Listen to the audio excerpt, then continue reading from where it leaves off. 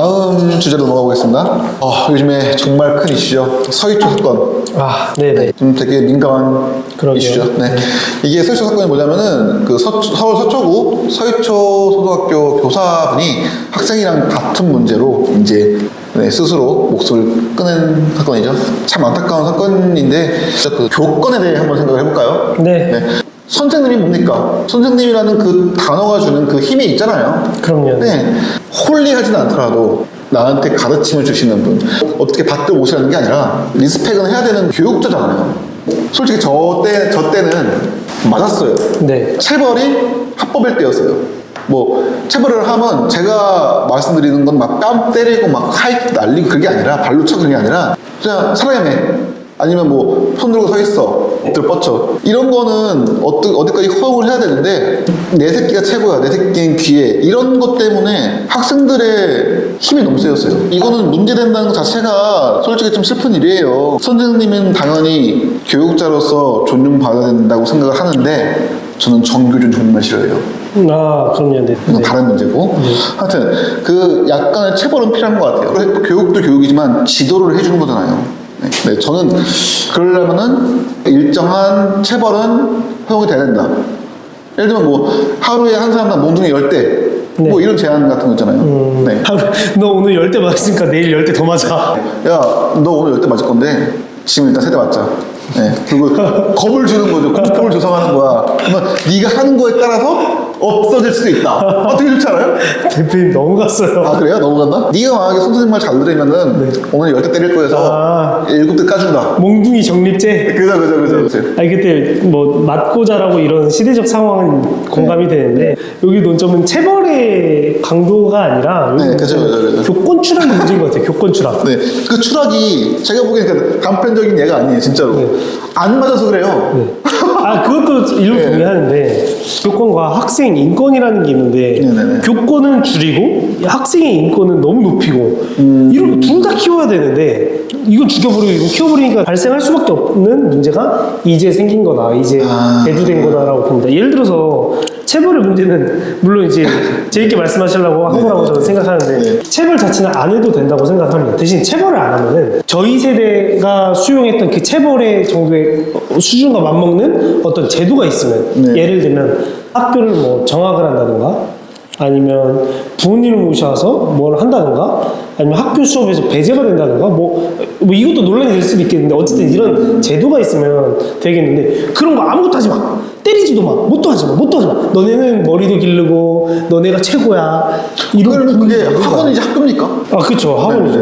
10대가 아직 형성이 덜 됐어요. 그쵸. 채로서 어떤 사람을 만났냐 또 어떤 부모를 만났냐에 따라서 환경에 따라서 완전히 엇나갈 수도 있는 거고. 그쵸. 정말로 선생님이라는 이제 역할이 정말 큰데 청소년들 자체가 사춘기도 있고 너무 혼란스러울 때예요. 애들 교육만 시키는 게 아니라 지도자로서 맞습니다.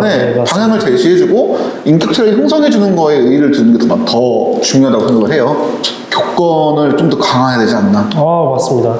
근데 사실 말씀하시다 생각난 건데 교권이 이렇게 추락됐는데 이게 추락한 게 교사들 때문에 추락된 게 아니라 절대 아니에요. 정책적인 사회적인 문제 때문에 교권이 추락이 됐는데 아직까지 넌 교사니까 애들 지도도 해야 되고 뭐 잘 성장하도록 뭣도 해야 되고 이건 너무 희생을 강요하는 거 아닌가. 솔직히 이건 진짜로 막 반대 의견 많을 거예요. 저는 이건 무조건 부모 문제예요.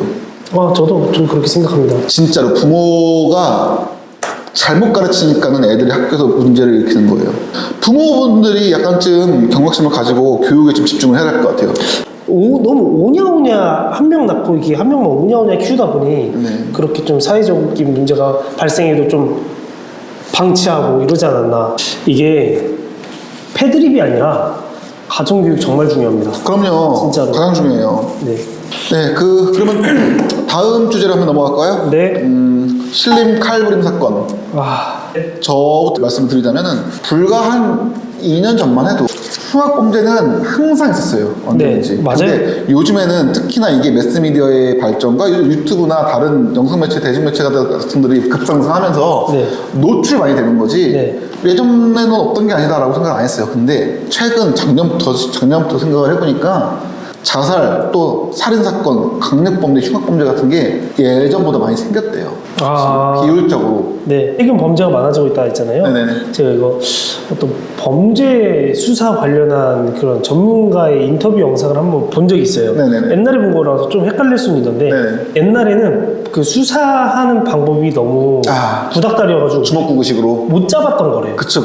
근데 한 번 우연찮게 뭐 연쇄살인범을 잡아버리면은 네. 이제 뭐 사형을 하는 말도 뭐 오래 사는 건데 지금은 수사하는 방법이 과학 수사가 네네네. 됨에 따라서 굳이 연쇄살인을 하기 전에 작은 범죄를 일으키면 잡는 거래요. 근데 작은 범죄를 일으켰으니까 그 사람이 금방 다시 재범. 나오잖아요. 네. 그러면은 금방 나오면 그 사람이 또 재범을 하는 거예요. 그쵸. 옛날에는 큰 범죄를 했으니까 얘 너 20년, 30년 때려버렸는데 네네네. 지금은 6개월 살다 나오면 또 재범, 다시 잡으면 또 6개월 살다 또 재범. 그래가지고 요즘에 최근 범죄가 많아지고 있다라는 게 한편으로는 범죄 수사가 과학화되었다. 라는 그런 어떻게 보면 부작용이긴 한데. 그리고 이제 그 저희 나라 자체가 법이 좀 셌으면 좋겠어요. 이게 맞아요.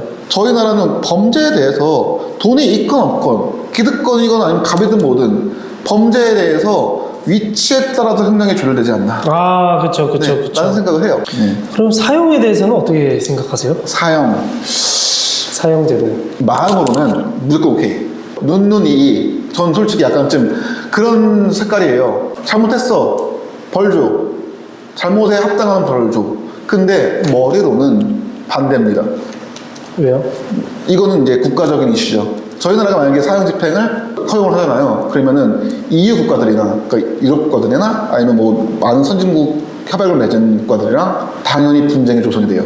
관계적인, 국제관계적인. 그럼요. 네, 이득 관계를 위해서. 그리고 사형 집행은, 저는 솔직히 저 마음속으로는 만약에 다른 나라 눈치를 안 볼 정도로 우리나라 강대국이야. 그러면 저 같은 경우 사형 집행 무조건 해요. 근데 사형 집행을 안 할 수도 있다는 생각을 가끔 해요. 인간이 살 수 있는 최소한의 공간과 밥만 주는 거예요. 네네. 강제 노역을 시키는 거죠. 네. 그 아오지탕처럼. 네네네. 네. 그냥 죽을 때까지 그만 시키는 거예요. 만약에 연쇄 살인범이 사람 막 죽였어요. 할 거 다 해놓고선 책임 없이 죽으면 끝. 네. 총합범죄자들한테 사형을 집행해준다는 거는 일종의 배려하라고 생각을 해요. 저는. 네. 근데 그러지 말고 그냥 강제 노역을 시키는 거죠. 네. 예를 들면 뭐 중국에 요즘에 그런 말 많잖아요. 그러니까 이게 루머인데 왜 이렇게 중국 마늘이 싼지, 네. 또 중국 마늘이 많이 나오는지. 깜빵에서 중국 노역을 시킨대요. 네네. 마늘 까는 거를 네네. 다수 작업으로. 네. 네, 뭐 그런 썰이 있었어요. 근데 괜찮다. 그쵸? 고통스러우면서도 생산량을 늘려가지고. 그 신림 칼군 사건, 이 사람 지금 창창한 나이잖아요. 30대 초반. 네. 살려줄게, 살려는 드릴게. 대신에 죽을 때까지 일만 시키는 거죠. 네. 그게 그럼 좋지 않을까요? 그러게요. 생산력도 있고. 근데 인권센터에서 난리치겠다. 네, 인권. 네. 근데 그것도 그래요. 인권이라는 정의와 조건이 부합되느냐. 맞아요. 인권도 개나 소나 인권 지켜주면 안 돼요. 인간 같아야지 인권을 지켜주죠. 저 그래야 된다. 네. 대표님은 사형 집행에 대해서 어떻게 생각하십니까? 저는 찬성? 반대? 아니요. 저는 반대. 반대? 근데 반대하는 세 가지 정도. 갑자기 인도주의적인 그런 말씀하세요. 첫 번째는 저도 근데 대표님이랑 생각이 전적으로 같은데 네네. 반대하는 이유의 첫 번째는 근본적 문제 해결이 아니에요. 그 사람이 죽는다고 뭐 달라지는 게 없어요. 아는 분 중에서 법 쪽에서 이제 일하시는 분이 계시는데 그분한테 제가 한번 술 먹다가 그런 질문을 했어요. 아니 왜 사형 집행 안 하냐? 그러니까 그 말씀하시는데 만약에 이 사람이 무죄라면 어떨 것이냐? 네. 근데 막 사형 집행을 한다면 죽이고 나면은 없잖아요. 네. 네. 근데 저는 그건 좀 설득력이 떨어지는 게 그런 말을 하더라고요. 네. 실제로 그렇게 그런 이유도 있다고 하더라고요. 사형 집행이 시행이 된다 하더라도 네. 사형 자체가 이루어지는 건 극히 드물 거예요. 두 번째는 그러면 그 사람은 누가 사형 집행을 한다는 건데 누가 사형 집행을 할 것이냐. 예를 들어서 네. 판사가 땅 어떻게 보면은 그 사람은 평생 내가 사람 죽였다고 생각하는 그 트라우마로 살 수도 있고. 저희 나라도 원래 교수형이 있었잖아요. 네. 근데 어떻게 진행되냐면은 3명이서 버튼을 한 번씩 누른대요. 네. 다 눌러지면은 그때 교수형. 근데 버튼 누른 것도 사형이에요. 그 사람이 죽인 거예요. 손가락으로 죽이는 거니까. 네. 세 번째, 솔직히 사형 오케이거든요. 네. 근데 그러면은 예를 들면 사람이 사람을 죽이면 그 가해자는 사형을 처한다라고 이제 되어 있어요. 예를 들면 그러면 예를 들어서 사람이 A가 B를 죽였어요. 어차피 난 사형이에요.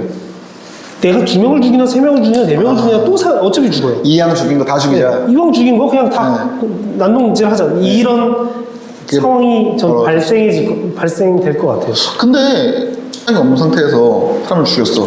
어차피 나 빵에 내시면서 썩을 것 같아. 네.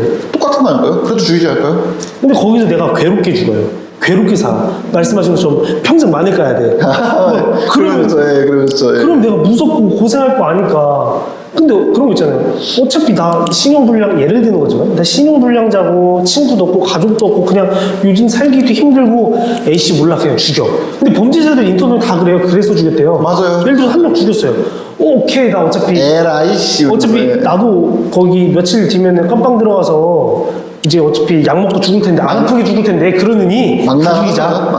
아, 휴학범인데 근데 나오면 안 돼요? 나오면 안 돼요. 어차피 재범이, 그 20, 30년 살아와서, 세상이 바뀌었는데 거기 어떻게 적응해요? 그러면은 그 사람들이 할 수 있는 건 또 재범밖에 없어요. 나온다 한들 사회가 될 수가 없어요. 맞아요.